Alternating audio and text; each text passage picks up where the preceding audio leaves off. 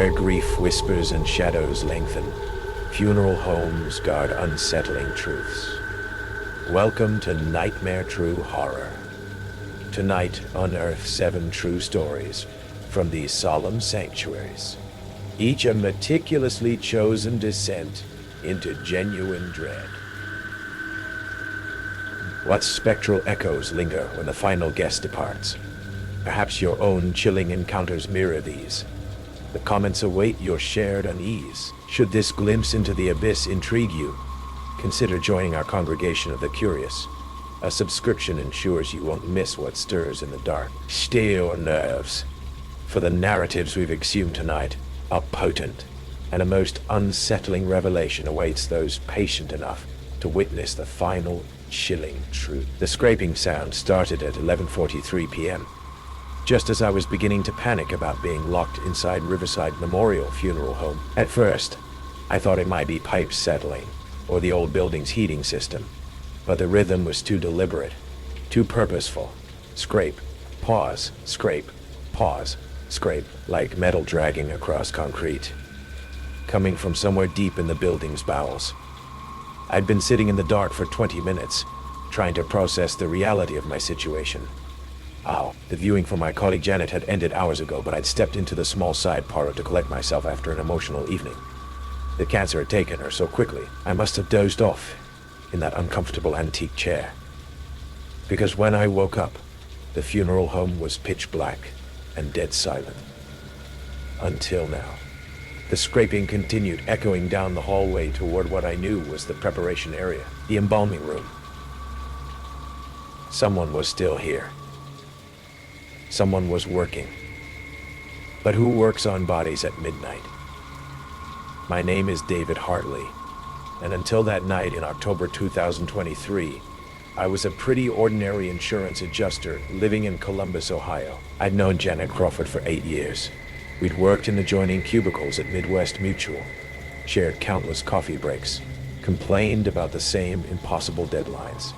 When she passed, attending her viewing felt like the least I could do. Riverside Memorial was one of those old-school funeral homes that had been serving the community since the 1940s. High ceilings, heavy wooden furniture, and a particular smell of flowers mixed with something chemical that I could never quite identify. The viewing had been well attended, with a long line of mourners paying their respects to Janet's family. By 9 p.m., most people had left. I'd stayed to talk with Janet's sister, offering what comfort I could. The emotions had overwhelmed me. Not just grief for Janet, but memories of my own father's funeral 3 years earlier in this same building. I'd excused myself to the small side parlor, a quiet room typically reserved for private family moments. The last thing I remembered was sitting in that burgundy velvet chair, staring at the rain streaking down the tall windows, feeling the weight of mortality pressing down on my chest. I must have fallen asleep there, exhausted from the emotional toll of the evening. Now, in the darkness, I could hear my own heartbeat as I tried to make sense of my situation. The main entrance was locked. I'd already tried it. My phone showed no signal, which wasn't unusual in this old building with its thick brick walls. The scraping sound continued, steady and methodical. I moved carefully through the darkness, using my phone's flashlight to navigate the familiar layout. The main viewing room where Janet's casket had been was empty now, chairs arranged in neat rows facing nothing. The flowers were gone, probably moved to refrigeration. Everything cleaned up and ready for the next family's tragedy. As I crept toward the administrative offices, hoping to find a phone that worked, I noticed something odd. There was a faint light coming from under the door, marked staff only at the end of the main hallway. Not the harsh fluorescent lighting I'd expect, but something dimmer, more focused. The scraping sound was definitely coming from that direction. I approached the door slowly, my phone's flashlight beam dancing ahead of me. The closer I got, the more distinct the sound became. It wasn't random. There was a pattern to it. Scrape, scrape, pause, scrape, pause. Like someone systematically working on something that required precise, repetitive motions. My rational mind offered explanations. Maybe it was the night attendant doing routine maintenance. Perhaps they cleaned equipment after hours, or prepared the facility for the next day's services. Funeral homes were businesses. After all, someone had to handle the administrative and practical aspects that families never saw. But something felt wrong. The timing, the secrecy, the fact that I'd been left locked inside while someone continued working in the back rooms. I pressed my ear to the door and listened. Along with the scraping, I could hear what sounded like running water and the occasional clink of metal instruments. Then, cutting through the other sounds, came something that made my blood freeze. A low, satisfied humming. Someone was enjoying their work. I pulled back from the door, my heart hammering. This wasn't routine maintenance. This was something else entirely. Moving as quietly as possible, I retreated to the main viewing area and hid behind a large floral arrangement near the back wall. From there, I had a clear view of the hallway and the staff door, but I was concealed in shadow. I turned off my phone's flashlight and waited. 20 minutes passed. The scraping continued, occasionally interrupted by other sounds. Cabinet doors opening and closing, the squeak of wheels, more running water. Then, at exactly 12:15 a.m., the staff door opened. A figure emerged, silhouetted against the dim light from within. Tall, thin, wearing what looked like surgical scrubs. I was certain it was a man from his build and movement, was wheeling something. A gurney, covered with a white sheet. But Janet's body had been taken to the cemetery that afternoon for burial. So who was under that sheet? The man wheeled the gurney past my hiding spot, moving with the practiced efficiency of someone who'd done this many times before. He disappeared through a side door I hadn't noticed earlier, one that probably led to a service entrance where vehicles could load and unload discreetly. I stayed hidden for another 10 minutes, listening. When he returned, the gurney was empty. He wheeled it back to the staff area, and the scraping sounds resumed. That's when the horrible realization hit me. This wasn't the funeral home's night attendant. This was someone else. Someone using the facility after hours for purposes that had nothing to do with legitimate funeral services. Someone who had access, who knew the building's layout, who could come and go without arousing suspicion. Someone who was disposing of bodies that weren't supposed to be there. I thought about the stories you hear sometimes. Funeral directors who abuse their access to cadavers, who use their facilities for illegal purposes, who take advantage of the fact that most people prefer not to think too hard about what happens in the back rooms of funeral homes. The perfect cover for someone with darker intentions. My phone vibrated with a text message. For a moment, hope flared. Maybe I had a signal after all, but when I looked at the screen, the message made my hands shake. I know you're here, David. Come to the preparation room. We need to talk. The text had no sender ID. Somehow, whoever was in the back had accessed my phone, knew my name, and was aware of my presence. I had two choices: try to find another way out of the building, or confront whoever was back there. Running meant navigating unfamiliar areas in the dark, possibly setting off alarms, possibly running into a dead end. Confronting him meant walking into a trap, but at least I'd know what I was dealing with. The scraping stopped. Footsteps approached the staff door. David, the voice was calm, almost friendly. I saw your phone's flashlight earlier. There's no point hiding. Let's just talk. The door opened, and the figure stepped into the hallway. In the ambient light, I could see his face clearly for the first time. It was Robert Hendricks, the funeral director who had handled my father's services 3 years ago. The same man who had been so professional, so compassionate during our family's difficult time. I remember you, he said, moving slowly in my direction. Your father's funeral. You asked a lot of questions about our procedures, our facilities. You seemed very interested in how everything worked. I stayed hidden, barely breathing. Robert continued talking as he moved through the viewing room, methodically checking behind furniture and arrangements. Most families don't want to know the details. They prefer the illusion that death is peaceful, that bodies are treated with dignity, that everything is done according to regulations. His voice carried a bitter edge now, but you wanted to understand the process. You appreciated the complexity of what we do here. He was close now, maybe 15 feet away. I could see the surgical instruments hanging from his belt, the dark stains on his scrubs that weren't quite hidden in the dim light. The thing is, David, There's so much more to learn. So many aspects of the business that the general public never sees. The shortcuts that have to be taken. The corners that get cut. The opportunities that present themselves. I understood now. Robert Hendricks wasn't just disposing of unauthorized bodies. He was creating them, using his position and access to target people who wouldn't be immediately missed. People who were already associated with the funeral home through family deaths or other connections.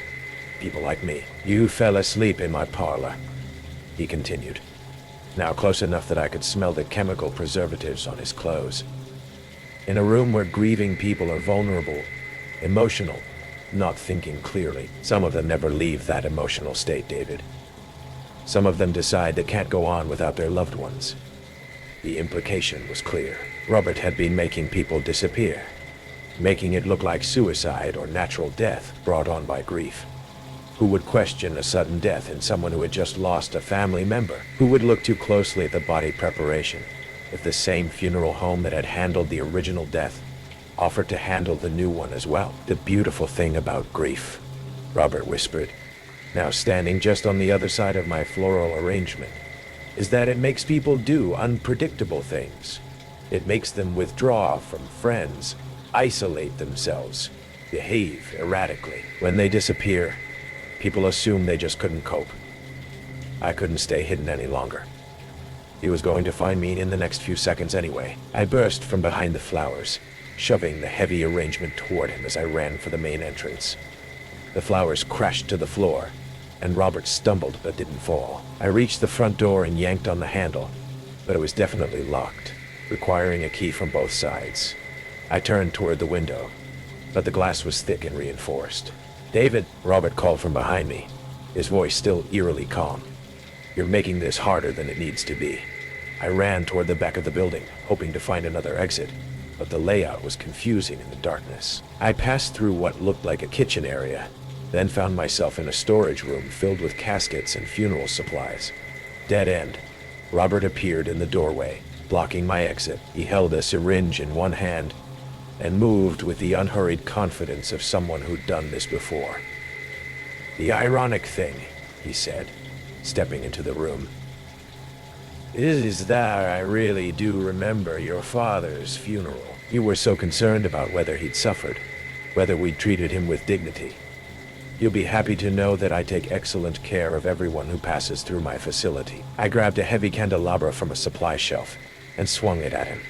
The metal connected with his shoulder, sending him stumbling backward. I pushed past him and ran back toward the main area, my lungs burning as I searched desperately for any way out. That's when I remembered the side door he'd used for the gurney. It had to lead to an external exit. I found the door and burst through it, emerging into a narrow hallway that led to a loading dock. The overhead door was closed, but there was a regular door beside it, with an illuminated exit sign. I hit the crash bar and stumbled out into the cold October night, gasping the fresh air like it was medicine. I ran to my car and drove straight to the police station. The detective who took my statement seemed skeptical at first, until they searched the funeral home and found Robert's private workshop and a hidden basement room. The evidence was overwhelming. Surgical equipment that wasn't standard for embalming, personal effects for missing persons, and detailed records of Robert's activities spanning back 5 years. 12 people had been murdered. 12 families who thought their loved ones had died from grief or despair, when in reality they'd been targeted by someone who understood exactly how to exploit the vulnerability that follows loss. Robert Hendricks was sentenced to life in prison without parole. The funeral home was shut down permanently, and the building now sits empty on Riverside Avenue. But here's what haunts me most. During the investigation, they discovered that Robert had been accessing obituaries and funeral attendance records from multiple funeral homes across the city. He'd been tracking families, identifying potential targets, building profiles of people whose deaths wouldn't raise immediate suspicion. The detective told me they found a file with my name on it. Photos of me at my father's funeral, notes about my emotional state, records of my attendance at Janet's viewing. I had been selected, studied, and marked for disposal. What I can't stop wondering is this. How many other funeral homes have their own Robert Hendricks? How many other people in positions of trust are using our most vulnerable moments as hunting opportunities? Last month, I received a sympathy card in the mail. No return address, just a simple message. Sorry for your loss. But I haven't lost anyone recently, and the postmark was from a town where I attended my uncle's funeral 6 months ago. At a funeral home I'd never seen before. I still have that card. Sometimes I take it out and stare at the handwriting, wondering if someone else is watching, waiting, building another file with my name on it. The quiet of a funeral home can be deceiving, holding secrets far darker than we imagine. We're about to pull back the veil on another true account. The rhythmic scraping of metal against bone pulled me from sleep at 2:43 a.m., echoing through the silent corridors of Henley & Sons funeral home like a carpenter, working in the dead of night. I sat up in the leather chair where I'd apparently dozed off, my neck stiff and my mouth dry as cotton, trying to orient myself in the oppressive darkness. The sound stopped abruptly, as if whoever was making it had suddenly realized they weren't alone. But that was impossible. The evening viewing for my colleague, Dr. Patricia Vance, had ended hours ago. The building should have been empty, locked tight, until morning. I'd only stepped into this quiet side parlor to escape the overwhelming grief of losing someone I'd worked alongside for 8 years, and exhaustion from pulling consecutive 36-hour shifts must have overtaken me. So why was I hearing the unmistakable sound of surgical instruments being used in the preparation room below? And why did every instinct I developed as an emergency room physician scream that I was in immediate danger? I'm Dr. Sarah Chen, a 34-year-old trauma surgeon at Columbus General Hospital. Patricia had been our chief of surgery before pancreatic cancer took her at 52. The viewing had been packed with medical colleagues, and the emotional weight of losing a mentor had hit me harder than expected. Henley & Sons was an old money funeral home that had been serving Columbus's medical community for 4 generations. A stately Victorian building with thick carpets, heavy drapes, and the kind of hushed reverence that made people automatically lower their voices. The Henley family had built their reputation on discretion and dignity. Now that silence felt like a trap. I checked my phone. No signal, and the battery was nearly dead. The parlor where I'd fallen asleep was in the building's east wing, away from the main viewing rooms. Through the heavy curtains, I could see the parking lot was empty except for my Honda Civic sitting alone under a flickering streetlight. Everyone had gone home. So who was working in the basement preparation rooms? The scraping resumed, methodical, precise, like someone carefully removing tissue from bone. It was coming from directly below me, where I knew the embalming suites were located. I stood quietly and moved toward the parlor door, my heels muffled by the thick Persian carpet. The hallway stretched in both directions, lit only by emergency lighting that cast everything in an eerie red glow. To my left, the main staircase led to the front entrance. To my right, a service corridor led toward the building's rear and the basement access. The logical choice was to head for the front door and leave. But what if this was just a night employee doing legitimate work? What if I was overreacting to normal funeral home operations? As I hesitated, I heard something that made my blood freeze. The soft hum of refrigeration units cycling on, followed by the mechanical sound of a heavy cooler door opening and closing. Someone was accessing the morgue storage. I crept toward the service corridor, staying close to the wall. The basement stairs were barely visible in the emergency lighting, descending into complete darkness. The scraping had evolved into something more complex. The whisper of plastic sheeting, the clink of metal instruments, and the soft whoosh of what sounded like a portable suction device. Those weren't embalming sounds. Those were surgical sounds. I reached for the light switch at the top of the basement stairs, then stopped. If I turned on the lights, whoever was down there would know I was here. Better to stay hidden and assess the situation. Using my phone's flashlight on its dimmest setting, I descended the stairs slowly, testing each step to avoid creaking.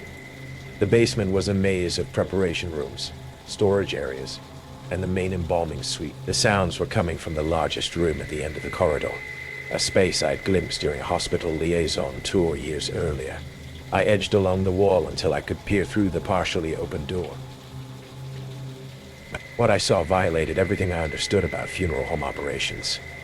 A man I didn't recognize was working at one of the stainless steel tables, but he wasn't preparing a body for burial. He was performing organ extraction.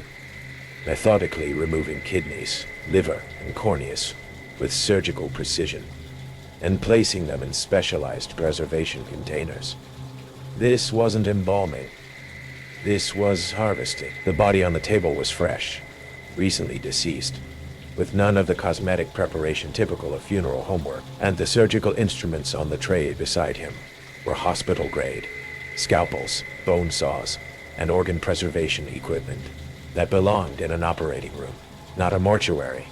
I backed away from the door, my heart hammering against my ribs. This wasn't a funeral home employee working late. This was someone using the facility for black market organ trafficking, probably targeting bodies that wouldn't be closely examined or missed. But as I turned to retreat, my foot caught the edge of a metal supply cart, sending a tray of instruments clattering across the floor. The sounds from the preparation room stopped immediately. "Hello," a voice called out. Malay, middle-aged, with the calm professionalism of someone accustomed to working with the dead. "Is someone there?" I pressed myself against the wall, barely breathing. Maybe he'd think it was just something settling, a normal building noise. But then I heard footsteps approaching the door, and the soft squeak of surgical shoes on linoleum. I ran up the stairs through the service corridor toward the front of the building. Behind me, I could hear him giving chase, but he wasn't running. He was walking with the measured pace of someone who knew all the exits were locked. The front door was secured with a deadbolt that required a key from both sides. I fumbled with the mechanism, but it wouldn't budge. "You shouldn't have seen that," the voice said from behind me. I turned to find him standing about 20 feet away, still wearing surgical gloves stained with blood. He was maybe 50, with graying hair and the kind of calm demeanor that suggested he dealt with unexpected witnesses before. "I'm a doctor," I said, trying to keep my voice steady. "I know what you're doing down there is illegal. Illegal, maybe, but necessary." He moved closer, and I could see he was holding a scalpel. "There's a waiting list of people who need organs. People with money who don't ask questions about procurement methods. You're stealing from the dead. I'm giving purpose to waste. These bodies were going to be cremated anyway. Now they can save lives."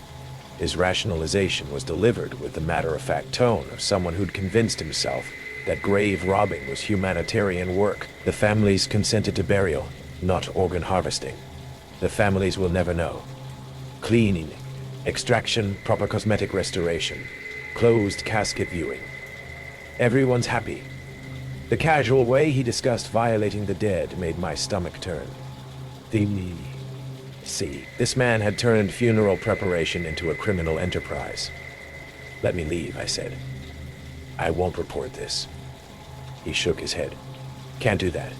You're a surgeon, you'd be obligated to report what you saw. And I have a good arrangement here. The Henley family needs the money I pay them for after-hours access." The pieces clicked together. This wasn't just one man operating alone.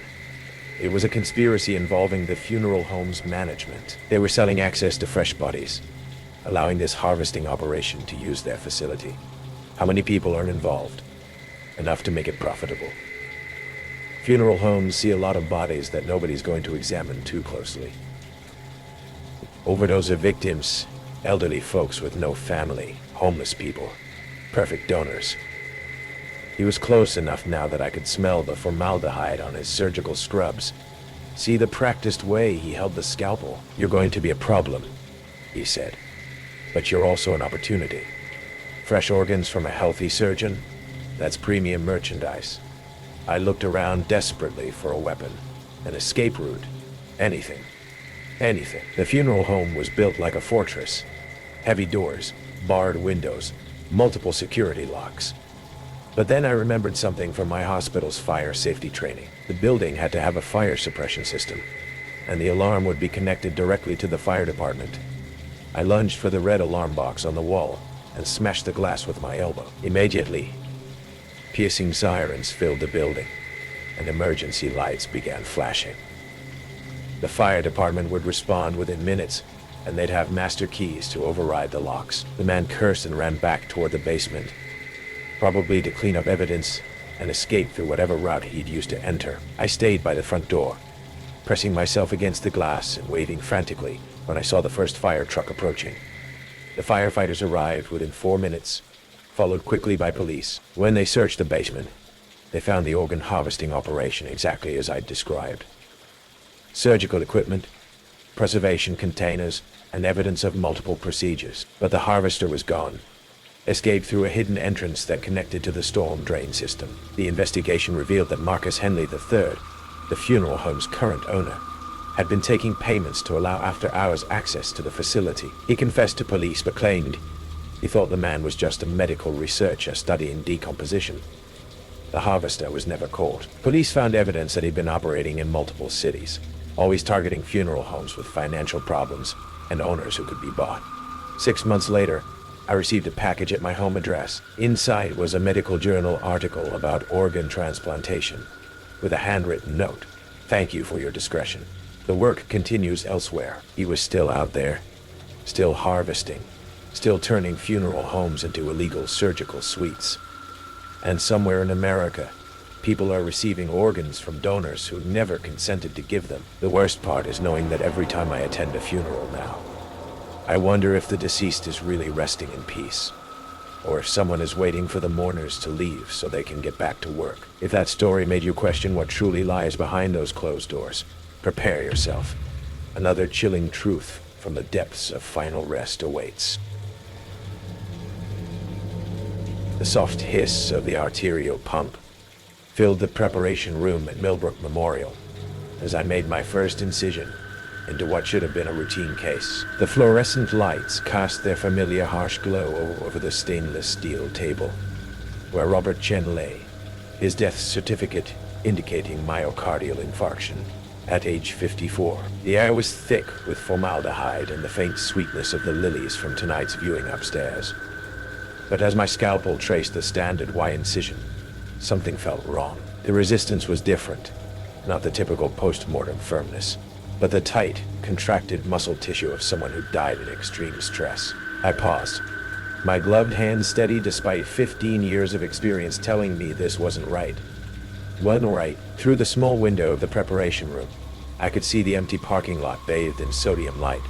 My Honda Civic, the only car remaining after the evening viewing. Then I noticed a faint discoloration around his neck.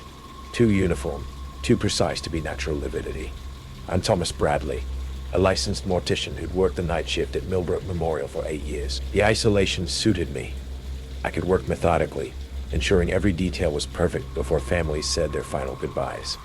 Millbrook was a respected family business, serving our Ohio community for 3 generations. Tonight, that reputation felt like a lie. I adjusted the overhead surgical lamp, focusing its beam on Mr. Chen's throat. What I had initially dismissed as natural discoloration revealed itself as something far more sinister. Faint but unmistakable ligature marks encircling his neck like a rope burn. My stomach clenched. I'd seen these marks before in my training, in textbooks about forensic pathology. These weren't from medical intervention or natural death processes. Someone had strangled Robert Chen. I pulled back the sheet further, examining his hands with growing horror. His fingernails were torn and bloody, skin fragments visible underneath, defensive wounds. His knuckles showed abrasions consistent with fighting for his life. The death certificate was wrong. This man hadn't died of a heart attack. He'd been murdered. I reached for my phone to call the coroner's office, but before I could dial, a sound made me freeze. The old intercom system, unused for years, crackled to life with a burst of static. "Put him back where you found him," a voice said, calm and measured. "And forget what you saw." My blood turned to ice. Someone had been watching me work, monitoring my examination through the security cameras I'd always assumed were for insurance purposes. "Who is this?" I demanded, looking up at the camera mounted in the corner. "Someone who pays your salary, Thomas. Someone who can ensure you keep working, or ensure you don't." The voice was male, middle-aged, with the casual authority of someone accustomed to giving orders that weren't questioned. I looked down at Robert Chen's body, at the evidence of violence that contradicted every piece of paperwork. This man was murdered. I have to report it. "No, you don't. Mr. Chen died of natural causes. That's what his death certificate says. That's what you're going to prepare him for. Closed casket, cremation tomorrow. Cremation would destroy all evidence. No autopsy, no investigation, no justice. How many others? I whispered. Enough to make this arrangement profitable for everyone involved. The medical examiner looks the other way. The funeral home handles special cases. Everyone benefits, except the victims. The victims were problems that needed solving. Mr. Chen saw something he shouldn't have seen. Asked questions about the wrong people. Sometimes problems require permanent solutions. The casual way he discussed murder made my hands shake. This wasn't just corruption. It was systematic elimination using legitimate businesses as cover. I started backing toward the door, but heard the distinctive click of an electronic lock engaging. Don't even think about leaving, the voice continued. There are people positioned at every exit. You have a choice. Finish your work, or become the next case that doesn't match its paperwork. Through the small window, I could see a figure in dark clothing standing in the hallway. Not security. Someone with a build and bearing of professional muscle. What guarantee do I have that you won't kill me anyway? We're businessmen, not psychopaths. We only eliminate threats to our operation. Keep quiet, do your job, and everyone stays safe, including your wife Sarah and your daughter Emma.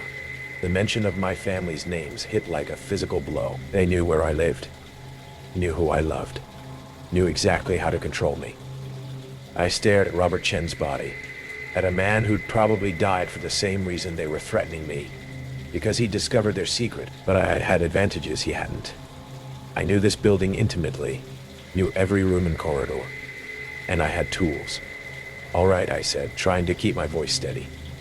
I'll do what you want. Smart choice. Make him look peaceful. Natural death. No signs of trauma. I began working using concealer to hide the ligature marks, positioning the body to obscure the defensive wounds. But as I worked, I palmed a small scalpel and slipped it into my pocket. More importantly, I activated the voice recording app on my phone, hidden beneath a surgical towel. If I didn't survive this, maybe someone would find the evidence. Excellent work, the voice said when I finished. Now clean up and go home. Forget everything you saw tonight. And if I don't, then tomorrow's newspaper will report a tragic accident. Gas leak in the preparation room. Very unfortunate. I cleaned my instruments slowly, planning my next move. The figure in the hallway was still there, but the building's old design included a service elevator that connected directly to the parking garage, a route they might not be monitoring. But as I moved toward the door, the lights suddenly cut out. Emergency lighting bathed everything in red. In the dim glow, I could see the hallway figure approaching my door. I waited until he was close enough, then burst through and drove the scalpel into his shoulder. He screamed and stumbled, giving me the opening I needed. I ran for the service elevator, my footsteps echoing through the empty corridors. Behind me, I could hear shouting and pursuit. The elevator was ancient and slow, but it carried me to the parking garage before they could catch up. I reached my car and drove straight to the police station, my hands shaking as I played the recording for Detective Martinez. But when police searched Millbrook Memorial 3 hours later, they found nothing. Robert Chen's body had been removed, the preparation room sanitized, all evidence eliminated. The investigation went nowhere. No body, no proof, no case. I quit Millbrook Memorial the next morning and moved my family to another state. But the recording I'd made was enough to start a federal investigation into funeral home corruption. 6 months later, I received a package at my new address. Inside was a newspaper clipping about a gas leak accident at a funeral home in Pennsylvania. A mortician had died in the explosion. The accompanying note read, "Some secrets are worth protecting. We know where you are." They're still out there. The people who turn funeral homes into body disposal services, who corrupt medical examiners and eliminate witnesses. And somewhere in America, there are other morticians working late shifts, discovering bodies that don't match their paperwork. I just hope they're smarter than I was, because not everyone gets a second chance to walk away, and the dead don't always stay buried. Some spirits never truly leave, even from their designated resting places. And our next true horror story will make you believe.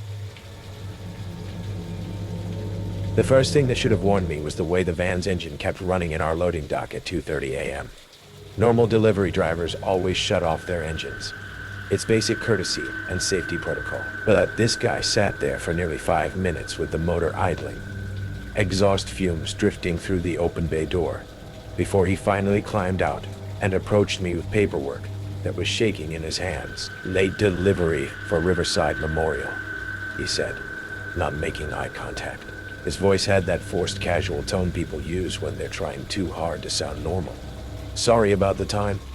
Traffic was murder coming down from Cincinnati. I'd been working the night shift at Riverside Memorial Funeral Home for 3 years, and something about this delivery felt wrong from the moment that a marked white van pulled up to our dock. The driver was nervous, really nervous, constantly glancing over his shoulder and checking his phone like he was expecting someone to follow him. "No problem," I replied, reaching for the paperwork. "We get late arrivals all the time." But when I looked at the transfer documents, my stomach dropped. Every line was blank.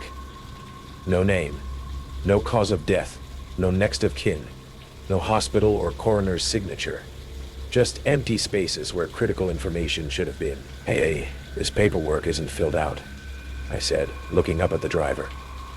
That's when I saw the sweat beading on his forehead despite the October chill, and the way his eyes kept darting back to the van like something inside might escape. "My name is Kevin Walsh, and until that night in October 2023, I thought I'd seen everything working the graveyard shift at one of Columbus, Ohio's busiest funeral homes. Bodies arrived at all hours.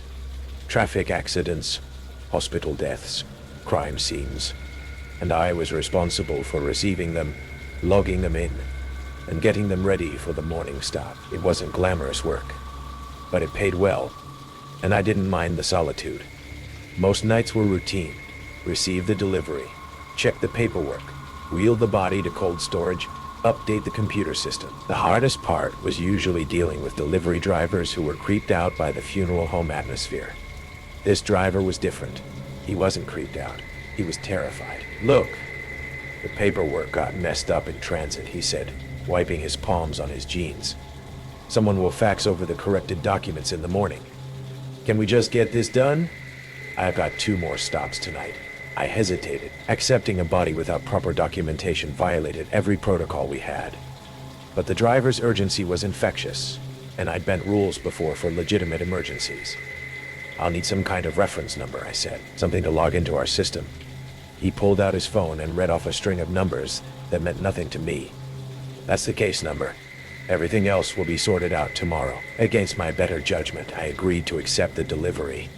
The driver backed his van up to the loading dock and opened the rear doors, revealing a black body bag on a standard transport gurney. Nothing unusual there, except for his insistence that he handled the unloading alone. "I got it," he said when I moved to help. "Company policy, insurance liability thing. That was definitely not normal." Delivery drivers usually welcomed help moving bodies, especially at night when they were working alone. But this guy wheeled the gurney off his van like he was afraid I might see something I shouldn't. As he transferred the body to our receiving gurney, I noticed something else odd. The bag seemed lighter than it should have been. Bodies have a certain weight and settle in predictable ways during transport, but this one shifted differently, almost like the person inside wasn't fully rigid yet. "How long since death?" I asked, making conversation while I prepared our gurney. "Few hours," he replied quickly. "Too quickly. Hospital said it was peaceful, but there was no hospital name on the paperwork. No time of death, no attending physician, just blank spaces and that meaningless reference number." The driver finished the transfer and immediately began wheeling his empty gurney back to the van. He was moving fast now, almost jogging. "Have a good night," he called over his shoulder, not waiting for a response. I watched him drive away, noting that the van had no license plate visible on the front, something I should have noticed earlier. By the time I thought to check the rear plate, his taillights had disappeared into the darkness. Back inside, I wheeled the body to our preparation room to await the morning staff. Standard procedure was to unzip the bag slightly and verify basic information: age, gender, obvious cause of death, to make sure it matched the paperwork. But with blank documents, I had nothing to verify against.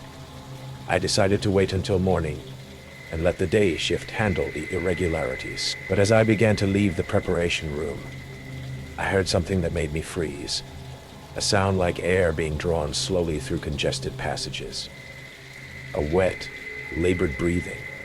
Bodies don't breathe. Bodies don't make sounds except for the occasional release of trapped gases. And this wasn't that. This was the deliberate rhythmic sound of someone struggling to draw air into their lungs. My hands trembling, I returned to the gurney and slowly unzipped the body bag. Inside was a woman, maybe 25 years old, with matted blonde hair and a pale, waxy complexion, but her chest was rising and falling slightly. And when I leaned closer, I could feel warm breath against my hand. She was alive, drugged unconscious, but definitely alive. That's when I noticed the other details that made my blood run cold. Red marks around her wrists where restraints had been, duct tape residue on her mouth and cheeks. Her clothes were torn and dirty, like she'd been held somewhere against her will. This wasn't a hospital delivery or a natural death. This was someone who had been kidnapped, drugged, and delivered to our funeral home to be disposed of. Except whoever had drugged her had miscalculated the dosage, and she hadn't died yet. I immediately called 911, but as I waited for the paramedics to arrive, the horrifying implications began to sink in. How many other deliveries had we received with similar blank paperwork? How many other times had I accepted bodies without question, assuming someone else had verified the documentation? The woman, Jessica Martinez, I learned later, regained consciousness just as the paramedics arrived. She was confused and disoriented, but able to tell them she'd been grabbed outside her apartment complex 3 days earlier. She remembered being held in what sounded like a warehouse. Remembered other women being there too. Remembered being injected with something that made everything go dark. The police investigation revealed that Riverside Memorial had been used as a disposal site for a human trafficking operation spanning 3 states. The traffickers had someone on the inside, our own night security guard, Tom Bradley, who had been taking bribes to accept unofficial deliveries and dispose of bodies in our crematorium without documentation. But Tom wasn't working that night. He'd called in sick, which meant the traffickers had to use the front door instead of their usual back channel arrangement. They'd gambled that I would accept the delivery without asking too many questions, the way Tom always did. Jessica survived because they'd miscalculated her drug dosage, and because Tom's absence forced them to use normal delivery procedures instead of direct crematorium disposal. She was one of 7 women rescued when police raided the warehouse where she'd been held.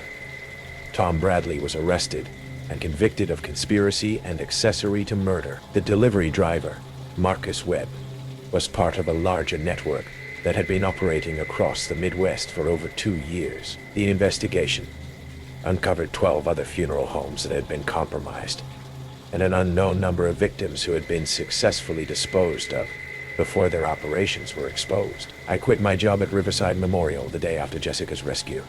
I couldn't continue working there, knowing how the place had been used, wondering about every delivery I'd accepted over the previous 3 years. The funeral home itself shut down 6 months later, unable to recover from the scandal.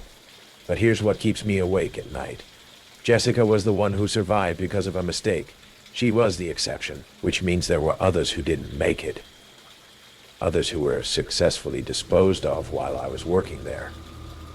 Others whose families still don't know what happened to them. I've moved to a different city, taken a day job, tried to put that night behind me. But sometimes I still wake up at 2:30 a.m., thinking I hear the sound of a van engine idling outside my window. And I wonder how many other Kevin Walshes are out there, accepting deliveries without asking enough questions. The police told me there's no way I could have known about Tom's arrangement, that I did everything right when I discovered Jessica. But they also told me something else that haunts me more than anything. Based on the evidence they found, the trafficking operation had been using funeral homes for disposal for at least 5 years before they were caught. 5 years of late-night deliveries. 5 years of blank paperwork that was sorted out in the morning. 5 years of people who were supposed to ask questions but didn't. I still wonder how many of us there were, and how many are still out there, working the night shift, accepting what they're told not to question. It's unsettling to think such dread can unfold in a place meant for solemn goodbyes. But the truth, as always, is far more terrifying. Mr. Grimaldi always said, "The dead tell no tales, son, but they leave reminders. It wasn't until the night of the special case, the one with no official paperwork and eyes that still held a flicker of too recent terror, that I truly understood what kind of reminders he meant and what secrets our quiet little town of Havenwood was so good at keeping. My name is Ethan. I was 22, fresh out of a dead-end job in the city and looking for something different, anything. Havenwood, nestled deep in a forgotten Appalachian valley, wasn't exactly a bustling metropolis, but Grimaldi and Sons Repose, the town's only funeral home, was hiring an apprentice. Mr. Alistair Grimaldi, the proprietor, was an institution. A gaunt, silver-haired man in his late 70s, his movements precise, his voice a low, embalmed murmur. He was meticulous, respected, a pillar of our quiet, God-fearing community. The funeral home itself was an imposing Victorian, all dark wood and stained glass, smelling perpetually of lilies, dust, and the faint, sharp tang of formaldehyde. It needed work, he'd said. I needed work, it seemed. Straightforward enough. I needed work, it seemed.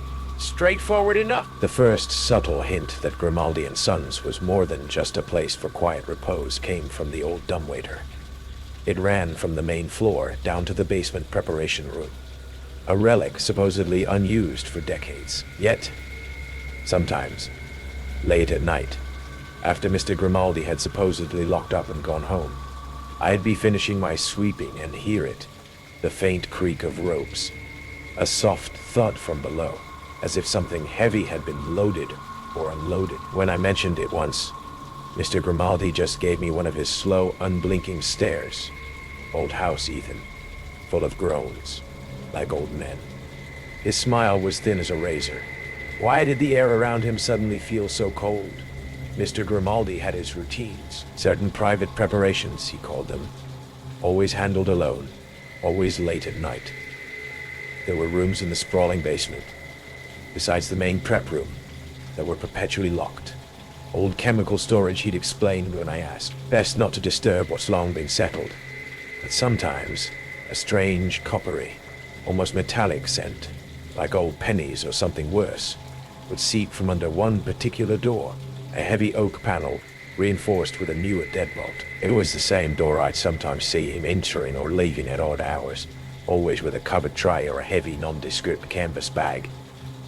The town of Havenwood had its share of whispers, of course, mostly about the surrounding Blackwood Forest, a place where hikers occasionally got lost, sometimes for good. Some of the older folks at the diner would mutter about Mr. Grimaldi being the final stop for those who wandered too far off the path, but I dismissed it as morbid small-town gossip. He was just an old embalmer, dedicated to his craft, ensuring even the town's indigent, the unclaimed, received a proper, peaceful send-off.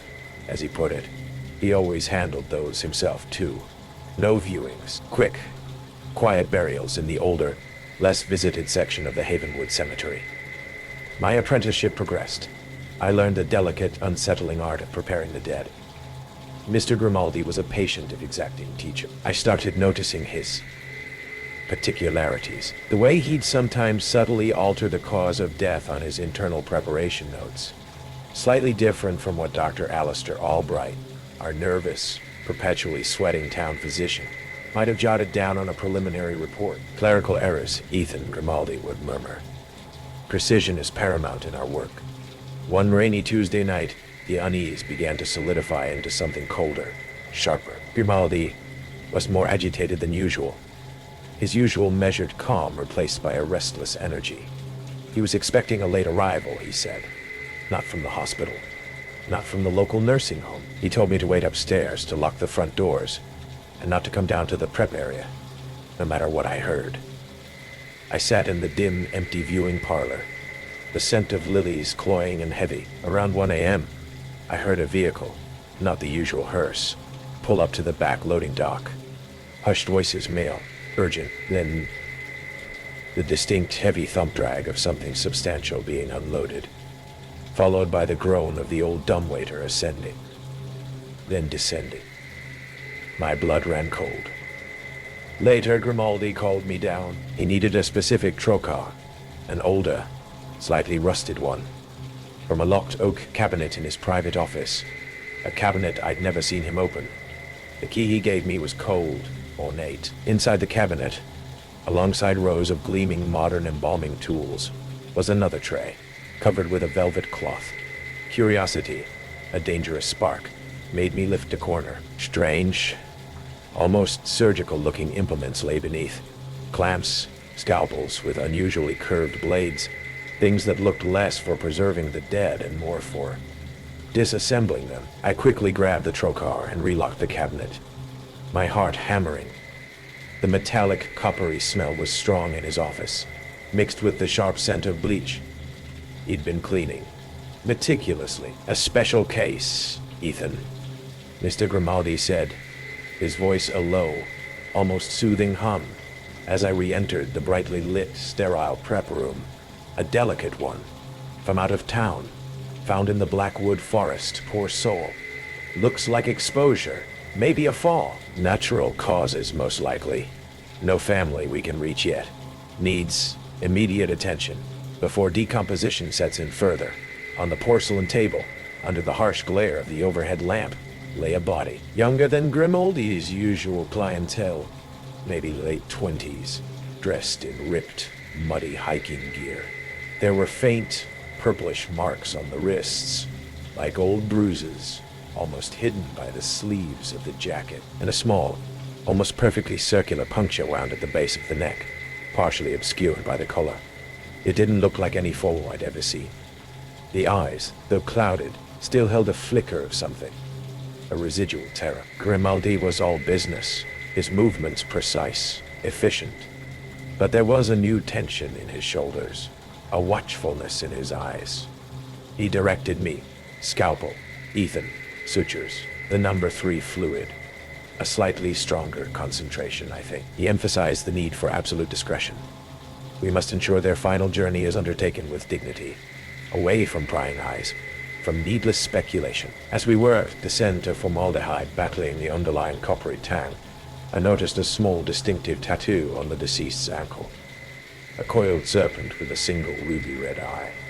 I'd seen it before, weeks ago, on the missing person poster pinned to the bulletin board at the gas station 1 county over. Daniel Miller. Last seen entering Blackwood Forest trailhead. My stomach lurched. This wasn't an unknown out-of-towner. This was Daniel Miller. I tried to subtly check for a wallet for ID, but Grimaldi was always there, anticipating my move, gently guiding my hands back to the task at hand. Focus, Ethan. The spirit has departed. Our concern is only with the vessel now. The paperwork? The paperwork will be attended to in due course. Later, after the meticulous, almost reverent preparation was complete, Grimaldi produced a blank Havenwood death certificate. He filled it out in his neat spidery script. Cause of death: cardiac arrest due to hypothermia and exhaustion. He pushed it towards me along with a pen. Your signature here, Ethan, as witness to the preparation, a standard procedure. I hesitated. My hand trembled. Those ligature marks, that puncture wound, the serpent tattoo.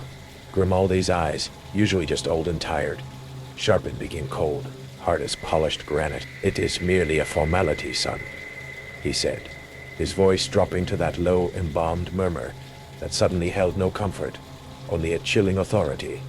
Part of your education in the necessary quietudes of our profession. Some souls, Ethan, find their final peace here in Havenwood, away from the clamor and judgment of the outside world. It is our solemn duty to assist them on that journey. Silently, respectfully, his hand rested on my shoulder, surprisingly heavy, his grip firm. Forgetting, you will find, is also a gift we sometimes offer. I signed. What else could I do? I was trapped in that cold, sterile room, with a dead man who wasn't supposed to be dead, and a living man whose secrets felt far more terrifying than any corpse. I gave my notice the next morning. A fabricated family emergency. Mr. Grimaldi accepted it with his usual quiet dignity, his eyes revealing nothing. A pity, Ethan.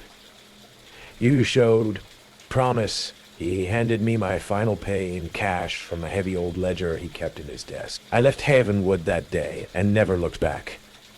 I tried, once, to make an anonymous call to the state police, mentioning the serpent tattoo, the strange circumstances. I don't know if they ever followed up. Grimaldi was too respected, too insulated by the town's quiet, closed ranks. Dr. Albright would have signed off on anything Grimaldi put in front of him. Years later, I saw a small buried article online. Esteemed Havenwood mortician, Alastair Grimaldi, passes away peacefully in his sleep, remembered for his decades of dedicated service to the community. No mention of investigations. No hint of the chilling secrets that lay beneath the lilies and formaldehyde. I often wonder how many special cases found that quiet peace in his prep room. How many reminders are buried deep in the consecrated, and perhaps unconsecrated, ground of Havenwood. And a cold dread always settles in my stomach when I realize that Mr. Grimaldi likely had an apprentice before me, and probably another one after, because the dead may tell no tales. But someone in Havenwood was always listening, always ready to ensure their final, absolute silence. What happens after the mourners have gone home? Our next chilling true story offers a glimpse into the disturbing realities that linger. It was just past midnight when I heard it, a faint metallic scraping sound coming from the cremation room at the end of the hall. Working late shifts at Brookside Funeral Home in Ohio was never exactly comforting, but I'd learned to brush off unsettling noises as part of the job. Still, something about this sound made the hairs on my neck stand up. I paused, coffee cup halfway to my lips, straining to listen. Silence returned, heavy and unsettling, but the nagging feeling that I wasn't alone wouldn't fade. Did someone else come back tonight? Or was it just my imagination again? My name's Daniel, and I've been an assistant funeral director for nearly 2 years. It was never my dream job, but it paid bills. Most days were quiet, respectful affairs. Just me, a few grieving families, and the steady hum of machinery. But recently, things had started feeling off. It began about 2 weeks earlier, when a furious family stormed into the office. Their father's ashes contained strange metal fragments, bits of jewelry, surgical screws. Clearly, something had gone terribly wrong. My boss, Mr. Whitaker, nervously offered apologies and excuses, assuring them it was an isolated mistake. But it wasn't isolated. I'd overheard whispered conversations between Whitaker and Tom, our cremation operator. Hushed, urgent words about cutting costs and double loading. At first, I couldn't believe it. Cremating multiple bodies at once was illegal, deeply unethical, yet the fragments were undeniable proof. After the family left, Whitaker gathered us all in the back office, his voice low and tight. "No one talks about this," he warned sharply. "We can't afford a lawsuit." I left the meeting shaken, guilt gnawing at my conscience. Sleep became difficult, anxiety creeping into my bones like frost. Each day, dread pooled deeper in my stomach. Then came the messages. Anonymous notes slipped under my office door. Vague warnings scrawled hastily in red ink. "Stay quiet. You're being watched." I scanned hallways constantly, pulse quickening with paranoia. Were my coworkers watching me closely? Eyes narrow with suspicion, or was fear twisting my perception? I confronted Tom carefully after work one evening. "Do you know anything about these notes?" Tom stared blankly, his eyes cold, unreadable. "Careful, Dan." That's all he said before walking away, leaving an unsettling silence behind. Then tonight came, the strange scraping noise echoing again from the cremation room. Unable to shake the unease, I decided to investigate. Heart hammering, I approached the door, pushing it open slowly.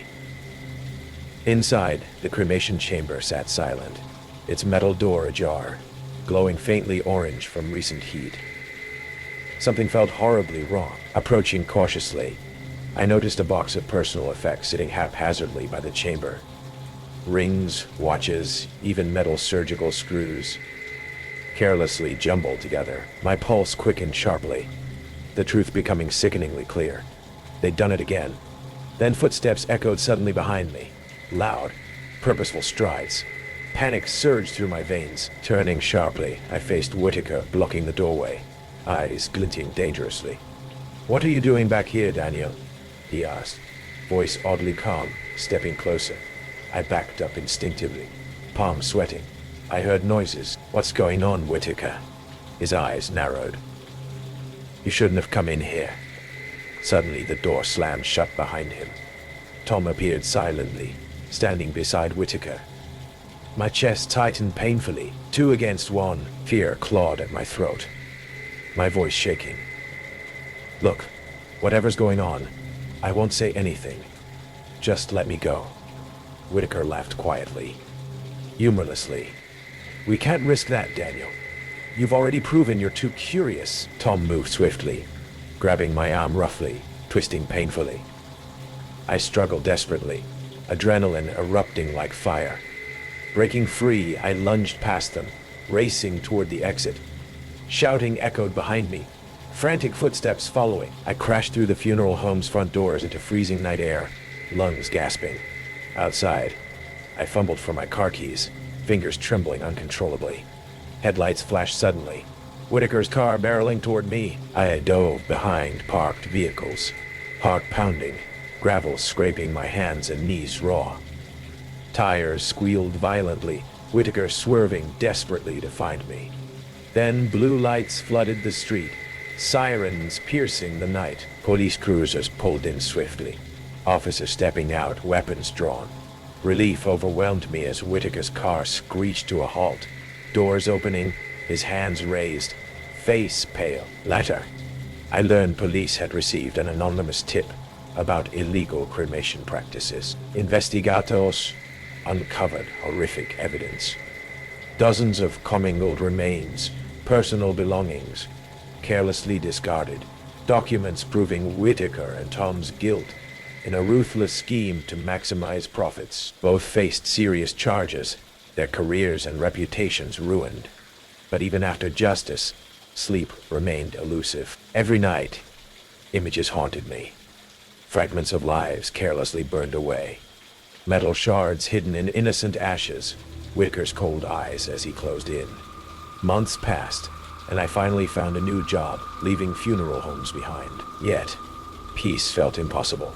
Recently, another note appeared, left anonymously in my new office mailbox, ink smeared and familiar. "We never forget.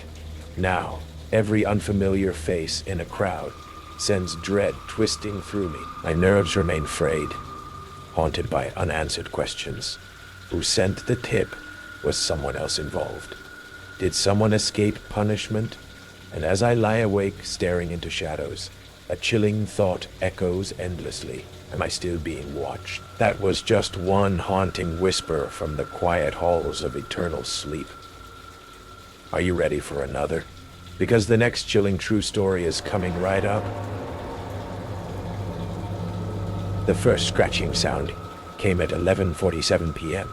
from somewhere deep beneath the main floor of Willowbrook Funeral Home. Not the settling of old pipes or the building's heating system. This was deliberate, rhythmic, like fingernails dragging across concrete in patterns that almost seemed like Morse code. I paused my paperwork and listened, but the sound stopped abruptly, leaving only the hum of the refrigeration units and the tick of the grandfather clock in the lobby. I'd been hearing variations of that sound for 3 weeks now, always between 11:30 p.m. and midnight, always coming from the basement storage area that I rarely had reason to visit. Each time I investigated, I found nothing unusual, just old caskets, outdated equipment, and boxes of records dating back decades. But tonight felt different. Tonight, the scratching was followed by what sounded like footsteps moving slowly across the concrete floor below. Heavy, deliberate steps that didn't match the building's normal nighttime sounds. Someone was in the basement, someone who shouldn't be there. I grabbed my flashlight, then the basement keys, my hands trembling slightly as I unlocked the heavy wooden door at the end of the main hallway. The steps creaked under my weight as I descended, each sound echoing in the darkness below. Halfway down, I called out, "Hello? Is someone down there?" The footsteps stopped immediately, followed by a silence so complete It felt like the building itself was holding its breath. My name is Sarah Chen, and I've been working as night manager at Willowbrook Funeral Home in Portland, Oregon, for 4 months when I made the discovery that changed everything. It was November 2023, and I'd taken the job after the previous night manager, Gerald Hammond, had died suddenly of a heart attack in his apartment. The owner, Mrs. Willowbrook, had been desperate to fill the position, and I needed the work. Gerald had managed the night operations for 12 years, handling everything from late arrivals to preparation room maintenance. Everyone spoke of him with respect. A dedicated professional who treated every family's loss with dignity and care. His sudden death had shocked the small staff, and Mrs. Willowbrook often mentioned how difficult it was to find someone who shared Gerald's commitment to the funeral home's traditions. He understood that this work is sacred, she told me during my interview. The families trust us with their most precious moments. Gerald never forgot that responsibility. But for my first night alone in the building, something had felt off. Small things at first. Supplies moved slightly from where I'd left them. Computers showing recent activity that didn't match my log entries. The faint smell of cigarettes in areas where smoking was strictly prohibited. I'd assumed it was just my nerves adjusting to working alone in a funeral home at night. The scratching sound started in my 3rd week. Always the same time. Always from the basement. Always stopping the moment I tried to investigate. I'd mentioned it to the day staff, but they'd suggested it might be mice or the building's old foundation settling. But mice don't wear boots, and foundations don't walk around. The basement was larger than I'd realized, extending under the entire building with multiple storage rooms and utility areas. Most of it was filled with the expected items. Old caskets, outdated embalming equipment, boxes of business records. But as I followed the sound of those footsteps deeper into the basement, my flashlight beam revealed something that shouldn't have been there. A section of the far wall that didn't match the rest of the foundation. The bricks were newer, different in color and texture from the original construction, and there was a small gap at the bottom, just wide enough for air to circulate. When I knelt down and shined my light through the gap, I could see that there was another room beyond the wall. A room that wasn't on any of the building plans I'd studied. The scratching sound came again, definitely from the other side of that wall. I spent 20 minutes searching for an entrance before I found it. A section of the newer brickwork that was actually a false wall, held in place by hidden hinges and designed to swing inward. Geralt had been clever. The seam was nearly invisible unless you knew exactly where to look. The hidden room was about 12 feet square, with bare concrete walls and a single bulb hanging from the ceiling. But what filled that space made my stomach turn. Personal belongings covered every surface. Jewelry, watches, wedding rings, reading glasses, photos of families and loved ones. Hundreds of items that should have been buried with the deceased or returned to their families. But it was the journals that made me understand the true horror of what I'd discovered. Geralt had kept detailed records of his activities, dating back to when he'd first started working at Willowbrook. Page after page of meticulous handwriting, documenting what he called his collection and his research. He'd been systematically stealing personal items from bodies before burial. But that was just the beginning. The later entries described experiments. Gerald's attempts to preserve memories and personalities through the objects people carried with them in death. He wrote about studying the belongings, trying to understand the stories they told, believing he could somehow commune with the deceased through their possessions. Each item contains a piece of their essence. Read one entry from 2 years ago. The wedding ring worn for 40 years. The locket containing a child's photo. The watch that marked their final moments. These objects hold their spirits in ways the body never could. Geralt had convinced himself that he was performing some kind of service, preserving the memories of the dead in ways their families couldn't understand. But the final entries revealed an even darker truth. He hadn't just been collecting objects. He'd been taking parts of the bodies themselves. Tissue samples, hair, small bones, all carefully preserved in jars and labeled with dates and names. Geralt had been conducting amateur experiments in preservation and documentation, treating the funeral home as his personal laboratory and the deceased as his subjects. The final journal entry was dated just 3 days before Gerald's death. The work must continue. I have chosen my successor carefully. Sarah shows the proper respect for our traditions, the proper curiosity about what happens in the quiet hours. She will discover this room when the time is right, and she will understand that some responsibilities transcend life and death. My hands were shaking as I read those words, the implications sinking in slowly. Gerald hadn't died of natural causes. He'd planned this. He'd chosen me specifically, somehow engineering my hiring to continue his grotesque work. That's when I noticed the fresh scratches on the concrete floor. Recent marks that couldn't have been made before Gerald's death. Someone had been in this room recently. Someone was still using it. I turned to leave, desperate to get out of that horrible space, when my flashlight beam caught something that made my blood freeze. A manila envelope propped against the door, with my name written in block letters across the front. Inside were photographs of me taken over the past 4 months, arriving for work, moving through the funeral home, sitting at my desk late at night, all taken from inside the building by someone who had access, someone who'd been watching me from the very beginning. At the bottom of the envelope was a note written in the same block letters. The tradition continues. Gerald trained me well. Welcome to the family. I ran.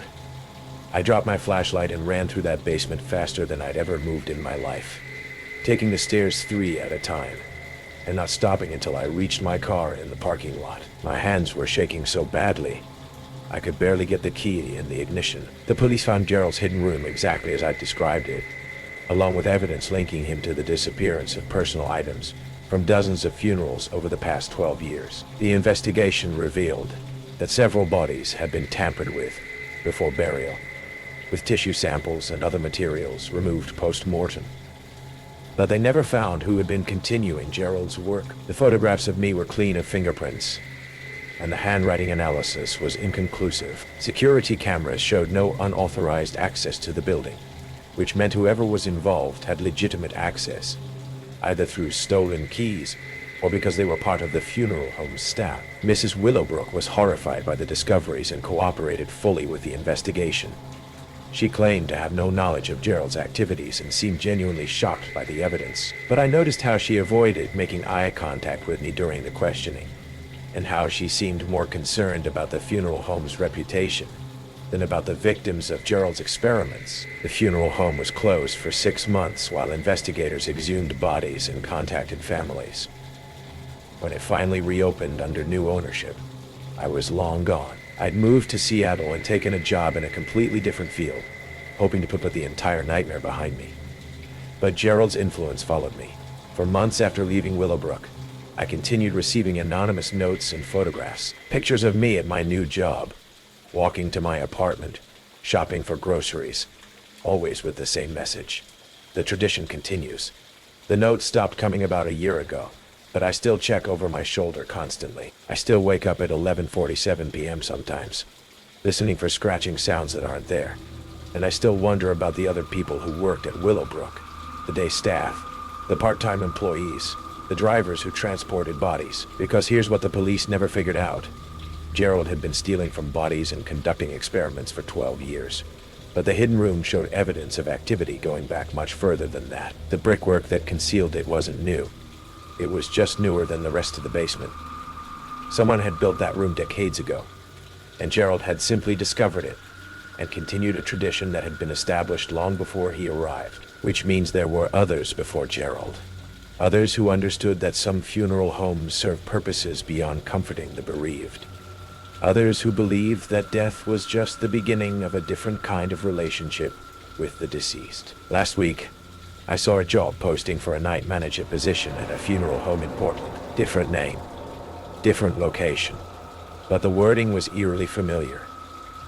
Seeking dedicated professional who understands that this work is sacred, who respects traditions, and who shows proper curiosity about the quiet hours. I wonder if Gerald's successor placed that ad, and I wonder who they're planning to train next.